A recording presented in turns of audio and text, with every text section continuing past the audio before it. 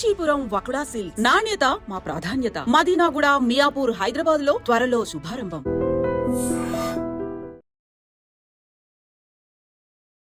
అందరికీ నమస్కారం. నేను Swaroopa Potlapalli. Welcome to trending topic.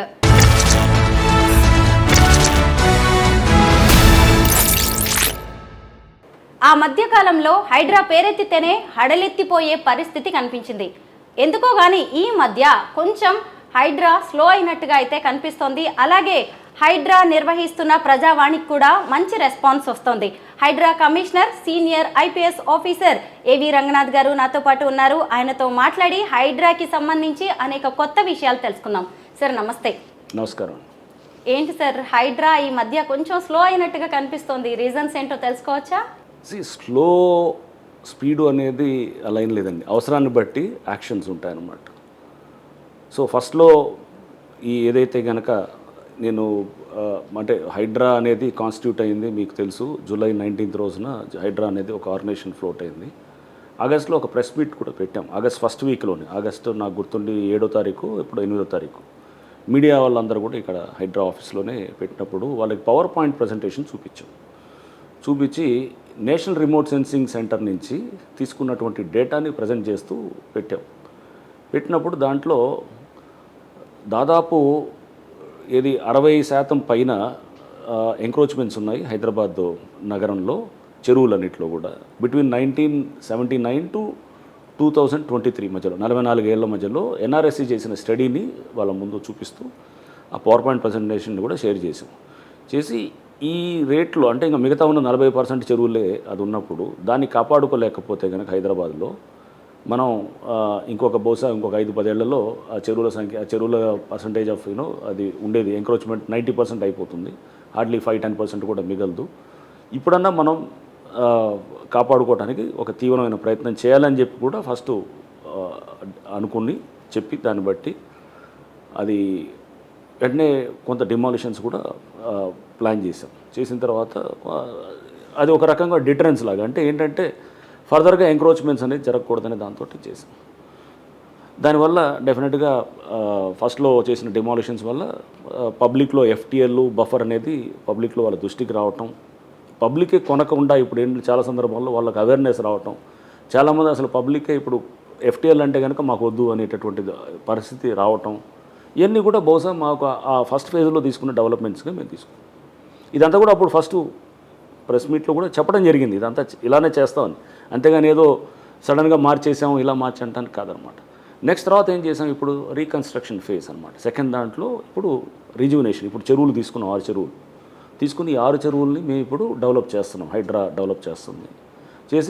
మేము చేసిన డెమాలిషన్స్ ఊరికనే ఏదో కూల్చివేతల కోసం కాదు, ఇప్పుడు అసలు ఉద్దేశం ఇప్పుడు అనమాట ఈ సెకండ్ ఫేజ్ నుంచి స్టార్ట్ అవుతుంది. అంటే చెరువుల పునరుద్ధరణ ఇది ఇప్పుడు స్టార్ట్ చేస్తుంది. ఇది మన యాక్చువల్ గోల్. ఫస్ట్ ఇది ఓన్లీ ప్రిపరేటరీ ఫేజ్. ఇది యాక్చువల్గా మనం సాధించాలనుకుంది ఇదనమాట. ఈ చెరువులను ముందు పునరుద్ధరిస్తూ మనం అక్కడ అంతా కూడా ఒక ప్రాపర్ ఆ లేక్ని రిజ్యువనేషన్ చేసినప్పుడు దాంట్లో రేపు మంచి ఆక్వాటిక్ లైఫ్ ఉంటాం, లేకపోతే దాంతోపాటు ఒక రిక్రియేషన్ జోన్గా తయారు చేయటం, లేకపోతే కనుక ఒక ఇకలాజికల్ బ్యాలెన్స్ కోసం ఇవన్నీ కూడా అంటే రకరకాల ఫ్యాక్టర్స్ని కూడా చెరువు ఫంక్షన్స్ ఉంటాయి కాబట్టి అన్నింటిని కూడా బ్యాలెన్స్ చేస్తూ చేయటం కోసం ఇప్పుడు చెరువుల పునరుద్ధరణ కూడా చేస్తున్నాం. దీంతోపాటు పార్కులు లేదా గవర్నమెంట్ ల్యాండ్స్ అన్నింటిని కూడా మనం రివైవ్ చేయటం లేదా వాటిని చెక్ చేసుకోవటం అనేది కూడా చేస్తాం. ఇందులో భాగంగానే ప్రజావాణి అనేది కూడా ఇప్పుడు స్టార్ట్ చేయటం కూడా జరిగింది. ఈ జనవరి మొదటి వారం నుంచి కూడా ఈ సంవత్సరంలో స్టార్ట్ చేసాం. మీరు చూసారు, పెద్ద ఎత్తున కూడా పబ్లిక్ నుంచి మంచి రెస్పాన్స్ వస్తుంటుంది.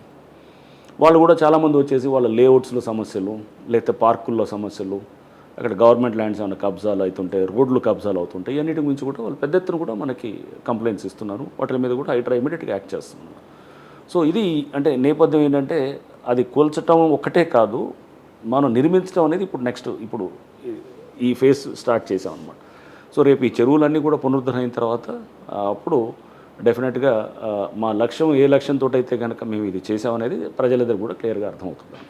హైడ్రా కూల్చివేతలు అలాగే మీ దూకుడు మీద కూడా చాలా ఆరోపణలు వచ్చాయి, కోర్టులు కూడా తప్పుపట్టాయి సార్. ఎప్పుడైనా మీకు అనిపించిందా మనం వెళ్తున్నది కరెక్ట్ కాదేమో, కొంచెం ఆలోచించుకోవాలి, నోటీసులు ఇచ్చి టైం ఇచ్చి మనం ఏమైనా యాక్షన్ తీసుకోవాలి అనిపించిందా సార్? దీంట్లో చట్టం చాలా స్పష్టంగా చెప్తుందండి. సుప్రీంకోర్టు జడ్జిమెంట్స్ కానివ్వండి, లేకపోతే జిహెచ్ఎంసీ చట్టంలో కానివ్వండి, ఉన్నటువంటి 405 GHMC act or supreme court justice Gavai garu ఇచ్చినటువంటి జడ్జిమెంట్ బుల్డోజర్ జస్టిస్ మీద నోటీసులు ఇవ్వాల్సిన అవసరం లేదని చాలా స్పష్టంగా ఉంది. సో నోటీసులు ఇవ్వలేదు అని చెప్పేసి రేపు మమ్మల్ని, సరే అది కోర్టు కామెంట్ చేసిన దాని మీద నేను మాట్లాడను, కానీ మాకు రిటర్న్గా ఎక్కడన్నా దాని మీద కోర్టు మమ్మల్ని ఏమన్నా రేపు నోటీసులు ఇవ్వలేదు అని చెప్పి ఏమైనా కంటెంప్ట్ చేస్తే కనుక దాన్ని డెఫినెట్గా మేము దానికి కావాల్సినటువంటి మెటీరియల్ మా దగ్గర ఉందన్నమాట. సో రేపు దాన్ని లీగల్గానే ఎదుర్కొంటాం. సో లీగల్గా ఎవరైనా కనుక ఎవరైనా వెళ్ళి మమ్మల్ని మాకు ఇది ప్రొసీజర్ ఫాలో అవ్వలేదు అని చెప్పేసి అంటే కనుక ఓన్లీ సర్టెన్ కేసెస్లో మేము ప్రొసీజర్ ఫాలో అవ్వాల్సిన అవసరం లేదు అనేది చాలా స్పష్టంగా చట్టమే చెప్తుందన్నమాట. 405 GHMC act or judgement of supreme courts ఇవి ఉన్నాయి కాబట్టి. అండ్ అట్లానే 3SS జడ్జిమెంట్ అని ఉందన్నమాట. ఆ జడ్జిమెంట్లో కూడా చాలా స్పష్టంగా మనం పబ్లిక్ హాలిడేస్ రోజు చేయొద్దని ఉంది, కానీ సాటర్డే ఆర్ సండే రోజు చేయకూడదు అనేది ఎక్కడ 3SS జడ్జిమెంట్లో లేదనమాట. అది ఓన్లీ పబ్లిక్ హాలిడేస్లో చేయకూడదని ఉంది. జస్టిస్ సోమయాజులు గారు ఇచ్చినటువంటి జడ్జిమెంట్ కూడా దాంట్లో చీకటి పడ్డ తర్వాత చేయకూడదని ఉంది, కానీ పగలు పూట చేయొచ్చు అనేది ఉందన్నమాట. సో అంటే మేము ఇవన్నీ చదివిన తర్వాత దీన్ని అర్థం చేసుకొని రేపు ఈ లార్జర్ క్వశ్చన్స్ ఏమైనా వస్తే జ్యుడిషియరీలో మేము కూడా రేపు రిప్రజెంట్ చేసుకొని రిప్రజెంట్ చేసినప్పుడు జ్యుడిషియరీ కూడా డెఫినెట్గా దీని మీద అంటే ఇష్యూ డిస్కషన్కి వచ్చినప్పుడు what is right, what is correct అనేది కూడా బయటికి మనకి ఇమీడియట్గా వస్తుంది అనేది. ఎక్కడైతే మేము ఇవ్వట్లేదు అనేది, ఇప్పుడు రోడ్డు ఎవరో కబ్జా చేస్తారు, మేము అది కూడా ఎటువంటి నోటీసులు అనేది కూడా ఇప్పుడు అందుకోసం తర్వాత కొంత మేము ఫస్ట్లో స్టార్టింగ్లో వెకేషన్ నోటీస్ అనేది కూడా ఇస్తుండేవాళ్ళం. ఇప్పుడు సున్నం చెరువు మన ఏది కుకట్పల్లి నల్ల చెరువు దగ్గర ఫర్ ఇన్స్టెన్స్ అక్కడ చాలా షెడ్స్ ఉన్నాయి. ఆ వంట అతను ఒక అతను కుక్ అతను చాలా అప్పుడంతా వచ్చేసి మా సామాన్ అంతా కూడా చేశారని చెప్పి అప్పుడు మేము ఏం చేసామంటే పట్టదారులకు ఇచ్చాం. అక్కడ యాక్చువల్గా ఉన్నటువంటి వాళ్ళని పిలిచి వాళ్ళకి ముందుగానే చెప్పి మేము పలానా రోజు డెమాలిష్ చేస్తామని చెప్పి వాళ్ళకి చెప్పాం. అంటే అక్కడ ల్యాండ్ ఓనర్స్కి ఆ షెడ్లు కట్టుకున్నది వేరే వంట చేసుకునే వాళ్ళు కట్టుకున్నారు, బట్ ల్యాండ్ వీళ్ళదనమాట. మాకు రికార్డులు ఎవరితో ఉంటుంది, ల్యాండ్ ఓనర్స్ ఉంటుంది, వాళ్ళకి ఇచ్చామన్నమాట. వాళ్ళు చెప్పినప్పుడు వాళ్ళు తీసేస్తూ ఉన్నారు, కానీ వాళ్ళ కమ్యూనికేషన్ వెళ్ళలేదు. అంటే ఇటువంటి ప్రాబ్లమ్స్ మేము తర్వాత అంటే స్టార్ట్ చేసిన తర్వాత కొంత ఫేస్ చేయడం జరిగింది. అంటే ఒక ఆర్గనైజేషన్ ఎవాల్వ్ అవుతున్నప్పుడు మెల్లిగా గ్రో అవుతున్న క్రమంలో కొన్ని సమస్యలు చూసినప్పుడు కొన్ని ప్రాక్టికల్ సమస్యలు ఇలా వచ్చినప్పుడు మనం మార్చుకోవాలి, వాళ్ళకి ముందు సామాను ఉన్న వాళ్ళని ఖాళీ చేయడానికి టైం ఇవ్వాలి అనేది కూడా అప్పుడు కూడా ఇచ్చేవాళ్ళం సామాన్లు. ఇప్పుడు నోటీసులే అట్లా వెకేషన్ నోటీస్ 48 hours ముందు ఇవ్వటం, నోటీస్ అవసరం లేదు. చెరువు FTLలో ఉన్నదానికి నోటీస్ అవసరం లేదు, బట్ వెకేషన్ నోటీస్ అనేది ఒకటి ఇవ్వచ్చు. అంటే సామాను ఉంటుంది, అతను ఇమీడియట్గా వెళ్ళడానికి లేదు కాబట్టి ముందు ఇవ్వాలి. ఇట్లాంటివి కూడా చేస్తుంది అన్నమాట అంతా. సో ఏంటంటే ప్రాక్టికల్ సమస్యలన్నింటినీ కూడా మాకు వెళ్ళే కొద్ది ఎవాల్వ్ అయినప్పుడు స్టార్ట్ అవ్వగానే అంతా అనుకున్న దీంతో వెళ్ళదు కాబట్టి కొన్ని ఇట్లా ఇక్కడ ఈ ప్రాక్టికల్ ప్రాబ్లమ్స్ ఇలా వస్తున్నాయి, వాళ్ళకి చెప్తే వాళ్ళు కమ్యూనికేట్ చేయట్లేదు, డైరెక్ట్గా మనం అసలు వాడికే ఇవ్వాలి, బిల్డింగ్ వాడికే ఇవ్వాలి, ల్యాండ్ ఓనర్కి ఇస్తే సరిపోదు. ఇట్లా కొన్ని ఇష్యూస్ అన్నీ కూడా మనం తీసుకుంటూ పోవడంతో జరిగిందనమాట. డెఫినెట్లీ ఏవి రంగనాథ్ గారు ఒక డైనమిక్ ఆఫీసర్. ఆయన ఎవరికి తల వంచే రకం కాదు, కానీ ఆ కరడు కట్టిన ఖాకీ యూనిఫామ్ వెనుక కరిగిపోయే హృదయం ఒకటి ఉంటుంది. మేము కూడా చాలామంది విజువల్స్ చూసాం సార్, మీ బుల్డోజర్లకి జేసీబీలకి అడ్డం పడ్డం, ఏడవడం, అసలు జీవితాన్ని పణంగా పెట్టి ఆ ఇల్లు కట్టుకుంటారు కదా. ఖచ్చితంగా ఇంటికి వెళ్ళిన తర్వాత ఆ కన్నీళ్ళు అవి ఎప్పుడైనా మీకు గుర్తొచ్చిన రోజు ఉందా సార్? నేను డెఫినెట్గా మేము థింక్ చేస్తామండి, ఏమైనా ఆలోచన చేస్తాం. చేసినప్పుడు ఎక్కడో వాళ్ళు మేము సపోజ్ ఎగ్జాంపుల్ మీకు అమీన్పూర్లో డిమాలిషన్స్ చేశాం. గవర్నమెంట్ ల్యాండ్స్లో వాళ్ళు కట్టారనేటప్పుడు లోకల్ MRO వాళ్ళు ఇచ్చిన నోటీసులు, దాని తర్వాత వాళ్ళు ఇచ్చిన దాని మీద చేసినప్పుడు ఆ తర్వాత అప్పుడు కొంతమంది ఏంటంటే వాళ్ళ పర్మిషన్స్ లేవు, అక్కడ ఎవరు కూడా పర్మిషన్స్ లేవు. కూల్చడం దాని మీద అంటే రైట్ ఆర్ రాంగ్ అనేది కాదు, అంటే టెక్నికల్గా కూల్చడం కరెక్టే, బట్ అలాంటిది మనం చాలా ఉన్నాయి కదా, మనం ఒక పాలసీని కూడా తీసుకురావాలని దానితో కూడా మెల్లిగా అంటే ఇవన్నీ స్టార్టింగ్లో స్టార్టింగ్ ట్రబుల్సే అనమాట. అంటే ట్రబుల్స్ కూడా కాదు, ప్రాక్టికల్గా మనం కొన్ని సిచ్యువేషన్స్ ఫేస్ చేసినప్పుడు ఇలా మనం ఇక్కడ దీన్ని కరెక్ట్ చేసుకొని ఇంకా బెటర్గా చేద్దాం. కూల్చడం రాంగ్ కాదు, లీగల్గా 100% రైట్, దాంట్లో ఎవడు కూడా తప్పట్టలేదు. బట్ లీగల్ కన్నా ఇంకా మనం మానవీయ కోణాలు ఇవి కూడా చూస్తుంటాం కాబట్టి దాన్ని వెంటనే మోడిఫై చేసి ఇతర ఫ్యాక్టర్స్ని కూడా తీసుకుంటూ దీన్ని ఇంకాస్త స్మూత్గా పబ్లిక్ దృష్టికి తీసుకెళ్తూ చేయాల్సిన అవసరం ఉంది అనేది ప్రతిరోజు కూడా మాకు నేర్చుకునే రోజే. ప్రతి కేసు మనకి ఇప్పుడు మన రీసెంట్గా అయిన అమృత ప్రణయ్ కేసులో కూడా మాకు ప్రతి కేసు కూడా మాకు నేర్చుకునేటట్టే ఉన్నట్లు ఇక్కడ కూడా ప్రతిరోజు కూడా నేర్చుకుంటాం. ఇది ఇంకా బెటర్గా చేసి పబ్లిక్ ఆమోదాన్ని తీసుకెళ్ళటం, పబ్లిక్ కూడా దీంతో మాతో వచ్చేటట్టు విధంగా ఉంటాం. రేపు కోర్టులు కూడా మమ్మల్ని తప్పట్టకుండా మాతోటి ఉండేటట్టు విధంగా తయారు చేయటం, ఎన్నిటి గురించి మనం ఏం చేయాలని మేము చర్చించుకుంటూ దీన్ని ఇంకా ఇలా చేస్తే బాగుంటుంది, ఇంకా ఇలా చేస్తే బాగుంటుంది అని ప్రతిరోజు ప్రాసెసెస్ అన్నీ ఇప్పుడు స్టెబిలైజ్ అయినాయి, దాదాపుగా స్టెబిలైజ్ అయినాయి. సో బై అండ్ లార్జ్ ఇప్పుడు ఇది ఉన్నది. బట్ ఎక్కడైనా మేము నిజాంపేటలో కొన్ని షాప్స్ ఒక 1 కిలోమీటర్లో ఉన్నటువంటి షాప్స్ అన్నీ కూలగొట్టి, అదేంటంటే ఇందిరా మిల్లులు వాళ్ళు చేశారు. దానికి కారణం ఏంటి? ప్రజావాణిలో 10 కాలనీలకు సంబంధించిన వాళ్ళందరూ వచ్చేసి వేలాది వెహికల్స్ ఆ రోడ్లో వెళ్తుంటాయి, నిజాంపేట రోడ్లో వెళ్తుంటే అక్కడ ఈ రోడ్డు 30-40 అడుగులు ఉండే రోడ్డు 15 అడుగులకే వచ్చేస్తుంది. ఎందుకంటే ఈ షాపులన్నీ వచ్చాయి. సో మనం ఈ షాపులన్నీ తీయకుండా ఆ ట్రాఫిక్ కంజెషన్కి మనం ఉందామా, లేకపోతే షాపులు తీద్దామా? ఏమనుకుంటాం మనం? షాపులు తీయాలి కదా. తీసినప్పుడేమో వెంటనే అరే మీరు నోటీసులు ఎవరన్నారు, 2 నెలలు వాళ్ళకి పిలిచి వాళ్ళకి ఇక్కడ మీటింగ్ పెట్టి మాట్లాడి హైకోర్టు కూడా అంతకుముందు తీయమని చెప్పి కూడా ఉత్తర్వులు ఇచ్చింది. ఎందుకంటే ఈ 10 కాలనీకి సంబంధించిన వాళ్ళు 3 ఏళ్ళ నుంచి కొట్లాడుతున్నారు ఆ షాపులు తీయాలని చెప్పేసి. వాళ్ళు హైకోర్టు కూడా వెళ్ళారు, హైకోర్టు కూడా డైరెక్షన్ ఇచ్చింది అప్పుడు, ఇది మున్సిపాలిటీకి మీరు తీయండి అంటే కనుక తీయట్లేదు. సో మేము మా దగ్గరకు వచ్చినప్పుడు ఏం చేయాలి? హైకోర్టు ఆర్డర్ని గౌరవించాలా లేదా ప్రజల నుంచి వచ్చినటువంటి దాన్ని ఎప్పుడైనా కానీ మనం చూసేటప్పుడు దీనివల్ల ఎంతమందికి నష్టం, ఎంతమందికి లాభం ఫస్ట్ అది చూస్తామండి. 95% మందికి లాభం అయినప్పుడు 4-5 వీళ్ళకి నష్టమైనా కానీ నష్టం అనేది ఏంటి, చట్టపరంగా ఉందా లేదా? ఇతను ఇల్లీగల్గా రోడ్డు మీదకి వచ్చి ఆక్రమించుకొని కడుతున్నప్పుడు ఆడ అంత వేలాది వాహనాలకి ఇతను అబ్స్ట్రక్ట్ చేస్తున్నప్పుడు తీసినప్పుడు వాళ్ళు వచ్చేసి మీరు అక్కడ ఎందుకు తీయట్లేదు, ఇక్కడ ఎందుకు తీస్తున్నారు అని మాటలు వస్తాయి. అందుకని ఇవన్నీ కూడా మనకి లక్ష్యం, ఒక పెద్ద లక్ష్యం మీద పనిచేస్తున్నప్పుడు ఇటువంటి మాటలు వచ్చినప్పుడు కూడా దాన్ని దాటుకుంటూ వెళ్ళాల్సిన పరిస్థితి ఉంటుంది అన్నమాట. సార్, అసలు ప్రభుత్వ విభాగాలు సరిగ్గా పనిచేస్తే, అంటే టౌన్ ప్లానింగ్ కావచ్చు, మున్సిపాలిటీ, వీళ్ళందరూ సరిగ్గా ప్లాన్ చేస్తే ఈ హైడ్రా వరకు పరిస్థితులు అయితే రావు కదా. అంటే గత ప్రభుత్వం చేసిన తప్పుల్ని, పొరపాట్లను ఇది దిద్దుబాటు అనుకోవచ్చా హైడ్రా అనేది? ఎప్పుడైనా కానీ కూడా ఒక ఆర్గనైజేషన్ వచ్చిందంటే కనుక గతంలో సిస్టమ్స్ సరిగ్గా చేయలేదు కాబట్టి ఒక ఆర్గనైజేషన్ అనేది ఆలోచన చేయాల్సి వచ్చింది. ఇప్పుడు హైడ్రా రావడానికి కారణం ఎందుకు? గతంలో చెరువుల ఆక్రమణని కట్టడి చేయలేకపోయారు, లేదా పార్కులు, గవర్నమెంట్ ల్యాండ్ని కట్టడి చేయలేకపోయారు, రోడ్స్ని కట్టడి చేయలేకపోయారు. కాబట్టి ఇటువంటి వ్యవస్థని ఆలోచన చేయాల్సి వచ్చింది. సో డెఫినెట్గా గతంలో పనిచేసినటువంటి అన్ని, అంటే చాలా ప్రభుత్వాలు, ఒక ప్రభుత్వం 2 ప్రభుత్వాలు అన్నాను, గతంలో పనిచేసినటువంటి ప్రభుత్వాలు దీని మీద వాళ్ళు ఆ దృష్టి పెట్టకపోవడంతో ఈ ఆక్రమణలు అనేది క్రమేపీ అవుతూ వచ్చినాయి. దాన్ని ఇప్పుడు ప్రస్తుతం ఉన్నటువంటి ముఖ్యమంత్రి గారు రేవంత్ రెడ్డి గారు, వారి ప్రభుత్వం, వీరంతా కూడా ఇప్పుడు ప్రస్తుత ప్రభుత్వం దీని మీద దృష్టి పెట్టి ఇది ఇక చాలా ఇనఫ్ ఈజ్ ఇనఫ్, ఇంక ఇప్పుడన్నా కూడా మనం కళ్ళు తెరవకపోతే, లేకపోతే మనం ఎప్పుడైనా మేల్కోకపోతే కనుక ముందు తరాలకి ఇంకా నష్టపోయే పరిస్థితి ఉంటుందనే దాంతో ఈ హైడ్రా అనే దాన్ని కాన్స్టిట్యూట్ చేయడం జరిగింది. సో దీన్ని డెఫినెట్గా ఒక పాజిటివ్ ఫీచర్గానే తీసుకోవాలి తప్ప కానీ, అంటే ఒక సిస్టమ్ ఒకటి ఇవాల్వ్ అవుతుందనగా, ఒక సిస్టమ్ క్రియేట్ అయిందంటే కనుక ఆ పరిస్థితులకు అనుగుణంగా, అక్కడ సిట్యువేషన్స్కి అనుగుణంగా ఒక రెస్పాన్స్ అనేది ఒక గవర్నమెంట్ నుంచి వచ్చినటువంటి ప్రక్రియగా మనం చూడాలన్నమాట. ప్రభుత్వ భూములు, అలాగే పార్కులు అన్నిటినీ కబ్జాని ఆపడం, అలాగే అక్రమ నిర్మాణాల కూల్చివేతలు, కట్టడాలని ఆపడం, అలాగే ఈ చెరువుల పునరుద్ధరణ, సుందరీకరణ, ఇవన్నీ అయిపోయిన తర్వాత హైడ్రా అనేది ఉంటుందా సార్?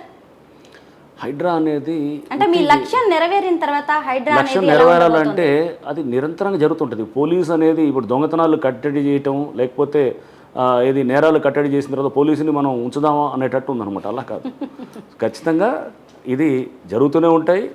బట్ దాని ఇంటెన్సిటీ తగ్గుతుంటుంది, పెరుగుతుండొచ్చు, రకరకాలు ఉండొచ్చు. కబ్జాలు చేసేవాళ్ళు ఉంటారు, లేకపోతే దీని పరిధి విస్తృతం అవ్వచ్చు. రేపు ఏది RRR దాకా తీసుకెళ్లాలని ఒక ఇది ఉంది, స్టేట్ మొత్తం విస్తరించాలని కొంతమంది ఎమ్మెల్యేస్ మన అసెంబ్లీలో రిక్వెస్ట్ చేశారు, అలా ఉండొచ్చు. సో ఈ ఇన్స్టిట్యూషన్ని జాగ్రత్తగా తీసుకెళ్ళి దీన్ని ప్రజలకి ఆమోదయోగ్యంగా ఉండేటట్టు, ప్రజలకి ఇది ఇన్స్టిట్యూషన్ వల్ల మాకు లాభం అనే ఫీలింగ్ వస్తే కనుక ప్రభుత్వాలు ఖచ్చితంగా కంటిన్యూ చేస్తాయి. ఏ ప్రభుత్వం ఉన్నా కానీ కూడా కంటిన్యూ అవుతుంది. రేపు అది ఆ దిశగా తీసుకెళ్లడంలో ఒక స్టార్టింగ్, అంటే దీని మొదటి కమిషనర్గా డెఫినెట్గా నా మీద ఎక్కువ బాధ్యత ఉందని నేను భావిస్తాను అన్నమాట. హైడ్రా పోలీస్ స్టేషన్ ఎప్పుడు ఓపెన్ కాబోతోంది? దాన్ని విధులేంటి? ప్రజలకు ఎలాంటి సర్వీస్ చేయబోతోంది ఈ police station? HYDRAA police station GO కూడా ఇష్యూ అయిందండి జనవరిలో. పోలీస్ స్టేషన్ ఇంటీరియర్ వర్క్స్ కూడా జరుగుతున్నాయి. ఒక కోర్టు కోసం, అంటే దీనికోసం స్పెషల్ కోర్టు ఒక దాన్ని కావాలని చెప్పి కూడా హైకోర్టుకి రాయటం జరిగింది. హైకోర్టు కూడా అది ఆల్మోస్ట్ ఫైనల్ స్టేజ్లో ఉంది. బహుశా ఈ వారం 10 రోజుల్లో అప్రూవల్ అయిపోతే మనం వెంటనే దాన్ని స్టార్ట్ చేసేటటువంటిది కూడా జరుగుతుంది. సో హైడ్రా పోలీస్ స్టేషన్ ఇటువంటి వాటిలన్నిటి కూడా జియో చాలా స్పష్టంగా చెప్తుంది. ల్యాండ్ కబ్జాలు, గవర్నమెంట్ ల్యాండ్స్ లేదా పార్క్ ల్యాండ్స్ లేదా ఇట్లా చెరువులు ఈ కబ్జాలు చేసేవాళ్ళు, అడ్వర్టైజ్మెంట్స్ దాని మీద సంబంధించిన దాన్ని కూడా ఇప్పుడు మా స్కోప్లో ఉంది. ఇంతే కాకుండా ఇంకా ఇతర ఏదన్నా వాటర్ బాడీస్ పొల్యూషన్ చేసేటటువంటివి కానీ ఇవన్నీ కూడా మా స్కోప్లో వచ్చేటువంటి ఇదిగా ఉంటుంది. కాబట్టి HYDRAA police station Indian penal కోడ్తో పాటు అంటే ఇప్పుడు బిఎన్ఎస్ఎస్ ఉంది, భారతీయ ఇది కొత్త బిఎన్ఎస్ భారతీయ న్యాయ సంహిత. సో దీంతో బిఎన్ఎస్తో పాటు ఇతర చట్టాలన్నిటి కూడా లైక్ మనకి prevention of damage to public property act, PDPP, ఇట్లాంటి రకరకాల చట్టాల్లో ఉన్నటువంటి అంశాలను కూడా తీసుకుంటూ కేసులు బుక్ చేయడం కూడా జరుగుతుంది. సార్, హైడ్రా మీద ఒక విమర్శ ఉంది సార్. హిందువుల బిల్డింగ్లు మాత్రమే కూల్చేస్తున్నారు, ముస్లింల జోలికి వెళ్ళట్లేదు, ఫాతిమా కాలేజ్ సంగతి ఏమైంది అని బీజేపీ ప్రశ్నిస్తోంది. మీరేమంటారు దీని మీద? ఇది హిందువుల బిల్డింగ్స్, ముస్లిమ్స్ బిల్డింగ్స్ ఫస్ట్ మేము చేసిన డిమాలిషన్సే స్టార్ట్ చేసింది ఎంఐఎం స్ట్రాంగ్ హోల్డ్ అయినటువంటి బుమ్రుక్ ద్వారా ఆగస్ట్ 8 స్టార్ట్ చేసిన డిమాలిషన్. అప్పుడు క్లియర్గా అక్కడ స్థానికంగా ఉన్నటువంటి అది కూడా ఇచ్చాం. స్థానికంగా ఉన్నటువంటి ఎమ్మెల్యే ఒక అతను అక్కడ కడుతున్నటువంటి దాన్ని కూడా అప్పుడు డిమాలిష్ చేయడం కూడా జరిగిందనమాట. సో అంటే హిందూస్ దాంట్లో ఇందాక చెప్పాను ప్రతి స్టెప్లో కూడా మేము ప్రూవ్ చేసుకోవాల్సిన అవసరం అనేది ఇది కొంత ఇబ్బందికరమైన పరిస్థితిగా ఉందన్నమాట. ఎస్, ఫాతిమా కాలేజ్ అనే దాని గురించి చాలా చర్చ జరిగింది. దీని మీద ఈ మధ్య చూశాను నేను, ఎవరు అక్బరుద్దీన్ ఓవైసీ గారు కూడా మన అసెంబ్లీలో దీని మీద చర్చ జరిగింది. అంటే వారు మాట్లాడుతున్నప్పుడు కూడా హైడ్రా గురించి చర్చ వచ్చినప్పుడు పబ్లిక్ ఇంట్రెస్ట్ లిటిగేషన్ కూడా ఒకటి ఫైల్ అయింది 2018లోనో 17లోనో. ఏది ఈ కాలేజు ఎఫ్టీఎల్లో వస్తుందని చెప్పేసి జరిగితే అప్పుడు హైకోర్టు ఒక సర్వేని ఆర్డర్ చేసింది అనమాట. సర్వే ఆర్డర్ చేస్తే ఆ సర్వే చేసిన వాళ్ళు అది ఏది ఎఫ్టీఎల్లో రాదు అనేటువంటి విధంగా వాళ్ళు ఇచ్చారనమాట. ఇది 2018-17 ఆ టైంలోనే, 18-19 ఆ టైంలో. బట్ మాకు we have our own this thing. అది ఎందుకంటే అది ఆ సర్వేని మాకు డెఫినెట్గా మేము చెక్ చేసుకోవాల్సిన అవసరం ఉంటుంది. అవసరం ఉంటే కనుక మళ్ళీ రేపు కోర్టు అంశంలో ఉన్నదాన్ని మళ్ళీ లీగల్గా మేము ఎగ్జామిన్ చేసి దీన్ని మళ్ళీ అవసరం అంటే కనుక మనం ఎలా దీన్ని పోవాలి ముందుకి, ఎందుకంటే ఇది ఆల్రెడీ హైకోర్టు చేసిన దాన్ని మనం అప్రోచ్ చేస్తూ ఏ విధంగా దీన్ని మనం నిర్ధారణ చేసుకోవాలి, ఎఫ్టీఎల్లో ఉందా లేదా అనేది కన్ఫర్మ్ చేసుకోవాలి. ఎందుకంటే చూసేదానికి మనకి ఎస్ అది చూసిన వాళ్ళు ప్రతి వాళ్ళు అది ఎఫ్టీఎల్లో ఉంది కదా మీరు కాదు అనేటటువంటి ఇది కూడా వస్తుంది. మాకు కూడా అలా అనిపించినప్పుడు చెక్ చేసుకోవాల్సిన బాధ్యత కూడా ఉంటుందన్నమాట. సో దానికి ఆల్రెడీ మేము హైకోర్టు నుంచి వాళ్ళు పబ్లిక్ ఇంట్రెస్ట్ లిటిగేషన్ దానికి సంబంధించిన పేపర్స్ అన్ని కూడా తెప్పించి అంతా కూడా దాంట్లో జరిగింది, హైకోర్టు ఏం చెప్పింది అదంతా కూడా ఎగ్జామిన్ చేస్తున్నాం. చెప్పి అప్పుడు ఇచ్చిన రిపోర్ట్స్ ఏ విధంగా ఉన్నాయి దాన్ని అంతా కూడా చూసి దాంట్లో ఏంటి మనం ఏ విధంగా మళ్ళీ ఫర్దర్గా దాన్ని లీగల్గా మనం అప్రోచ్ అవ్వచ్చు అనేది కూడా ఇష్యూస్ చూస్తున్నాం. 14,000 ఎకరాల్లో 4th సిటీ నిర్మాణం జరుగుతోంది సార్. అందులో హైడ్రా పాత్ర ఏమైనా ఉండబోతోందా? ఎందుకు అంటే 14,000 ఎకరాలు అంటే చిన్న విషయం కాదు, కొత్త నిర్మాణాలు రాబోతున్నాయి. లేదు, అసలు ఫ్యూచర్ సిటీకి హైడ్రాకి ఎటువంటి సంబంధం లేదు. HYDRAA is only outer ring road దాకా ఉంటుంది. ఫ్యూచర్ సిటీ కొంత అవుటర్ రింగ్ రోడ్ బయట ఉంటుంది కాబట్టి బిట్వీన్ ఓఆర్ఆర్ అండ్ RRR మధ్యలో ఉంది కాబట్టి అది అసలు హైడ్రాకి పరిధిలోకి రాదు కూడా అనమాట. ఆ సంబంధం కూడా లేదు. సార్, యూరోపియన్ కంట్రీస్లో ఒక బిల్డింగ్ కట్టాలంటే ప్లానింగ్కే చాలా టైం తీసుకుంటారు. ఆర్కిటెక్చర్ కూడా అద్భుతంగా ఉంటుంది. ముఖ్యంగా మన సంస్కృతి సంప్రదాయాలు ప్రతిబింబించేలా అక్కడ ఆర్కిటెక్చర్ ఉంటుంది. మన దగ్గర ఏమో ఇష్టారాజ్యంగా నిర్మాణాలు జరుగుతున్నాయి. ఇక నుంచైనా ఎలాంటి జాగ్రత్తలు తీసుకోవాలంటారు? డెఫినెట్గా ఇది హైడ్రా అనేది ఒక MAUDలో అర్బన్ డెవలప్మెంట్ దీంట్లో వచ్చినటువంటి ఒక దీన్ని ఒక కొత్త సంస్థ. ఇది ఒక డెఫినెట్గా ఒక హిస్టారికల్ డెసిషన్గానే తీసుకోవాలి. ఇప్పుడు హైడ్రా అనే దాన్ని చాలామంది రాష్ట్ర వ్యాప్తంగా దానికి ఎక్స్టెండ్ చేయండి, ఈవెన్ ఆంధ్రప్రదేశ్ నుంచి కూడా మాకు హైడ్రా కావాలి అని చెప్పేసి కూడా చాలామంది అడుగుతున్నారు. ఒకవేళ కనుక ఇది సరిగ్గా పనిచేయని పద్ధతిలో ఉంటే కనుక అంటే ఇది ఈ పని విధానం సరిగ్గా లేకపోతే కనుక ఇంత demands Rao. Indian school of business ISB వాళ్ళు కూడా ఈ మధ్య వాళ్ళు ఒక పబ్లిష్ చేసిన ఒక డాక్యుమెంట్లో కూడా హైడ్రా గురించి ఇది ఒక హిస్టారికల్ డెసిషన్, ఇది పర్యావరణాన్ని కాపాడటానికి అండ్ ఇటు ఒక ఆర్డర్ తీసుకురావడానికి సమాజంలో ఇటువంటి ఇన్స్టిట్యూషన్స్ అనేది చాలా అవసరం అనేటటువంటిది Indian school of business publish చేసింది కూడా అనమాట, ఒక పేపర్ అనమాట. సో ఇది దేశవ్యాప్తంగా కూడా చాలా స్టేట్స్ నుంచి కూడా ఇటువంటి ఇన్స్టిట్యూషన్ కావాలనేటువంటిది కూడా జరుగుతుంది.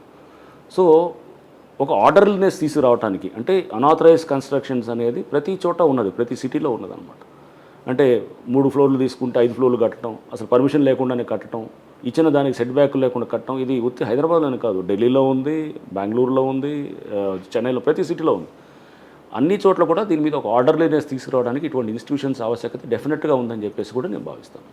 సార్, నదుల్ని అలాగే జలాల్ని దేవుళ్ళుగా చూసి ఆరాధించే అద్భుతమైన సంస్కృతి సంప్రదాయాలు మనవి సార్. అయితే ఇప్పుడు మన దగ్గర నదులు కావచ్చు, చెరువులు ఎంత ఘోరంగా తయారవుతున్నాయో మనమందరం చూస్తూనే ఉన్నాం కదా. దానివల్ల ఇప్పుడు హైడ్రా లాంటివి మొదలు పెట్టాల్సి వచ్చింది, మూసి ప్రక్షాళన మొదలు పెట్టాల్సి వచ్చింది. అలా కాకుండా సిటిజన్ రెస్పాన్సిబిలిటీ ఏంటి సార్? మనవంతుగా మనం ఏం చేయాలి సొసైటీకి? సో డెఫినెట్గా అండి, పొల్యూట్ చేయటం అనేది ప్రతివాడు పక్కన చెరువు పక్కన ఉంటాడు, ఉండి చెరువులో చెత్త వేయటం, డంప్ చేయటం, పక్కనే ఉన్నవాళ్ళు డంప్ చేయటం అనేది చేస్తున్నారు. అంటే మినిమం ఉండాల్సిన సామాజిక స్పృహ అనేది మనందరికీ ఉండాలి. రోడ్డు మీద కూడా మనం ఏది డంప్ చేయటం, చెత్తను డంప్ చేయటం, లేకపోతే మనం ఇదంతా కూడా అంటే మన కల్చర్లో మార్పు రావాల్సిన అవసరం అయితే చాలా ఉంది. ఇదంతా కూడా బహుశా క్రమేపీ ఇట్లాంటి ఒక ఎడ్యుకేషన్ తోటి వస్తుంది, ప్లస్ ఇటువంటి ఎన్ఫోర్స్మెంట్ యాక్షన్స్ తోటి కూడా వస్తుందని చెప్పి నేను భావిస్తాను. ఈ రెండు కలిసి ఉంటాయి అనమాట, ఎన్ఫోర్స్మెంటు అండ్ ఎడ్యుకేషన్. ఎన్ఫోర్స్ చేస్తున్నప్పుడు ఇప్పుడు FTL గురించి ఎవరికి తెలియదు. ఎప్పుడైతే మనం ఒక నెల పాటు నెల 2 నెలల పాటు ఉధృతంగా డెమాలిష్ చేసాం, ఇప్పుడు ప్రతివాడికి FTL అనేది తెలుసు. అంటే ఒకటి ఉంది FTL అనేది, ఇన్ని సంవత్సరాల నుంచి తెలియదంటే ఎన్ఫోర్స్మెంట్ ద్వారా ఎడ్యుకేట్ అయ్యాడు. సో ఖచ్చితంగా ఎన్ఫోర్స్మెంట్ ద్వారా ఎడ్యుకేషన్ అనేది ఉంటుంది. ఒక డ్రంక్ అండ్ డ్రైవింగ్ అనేది చేస్తున్నప్పుడు డ్రంక్ అండ్ డ్రైవింగ్ టెస్ట్ చేయగానే అందరికీ తాగి నడపకూడదు, రూల్స్ అనేది ఇలా ఉందని ఎడ్యుకేషన్ వచ్చింది. సో ఇట్లా ఇవన్నీ కూడా అనేది ఈ రెండు కూడా లింకప్ అయి ఉంటాయి. మేము ఎన్ఫోర్స్మెంట్ ద్వారా ఎడ్యుకేట్ చేస్తాం, ఎడ్యుకేషన్ని చేసే కొద్ది కూడా పబ్లిక్లో చైతన్యం వచ్చే కొద్ది కూడా ఇంకా వాళ్ళ నుంచి కూడా మనం మంచి బెటర్ రెస్పాన్సెస్ కూడా ఉంటాయి అన్నమాట. హైడ్రా గురించి చాలా కొత్త విషయాలు చెప్పారు. Thank you so much sir. Thank you.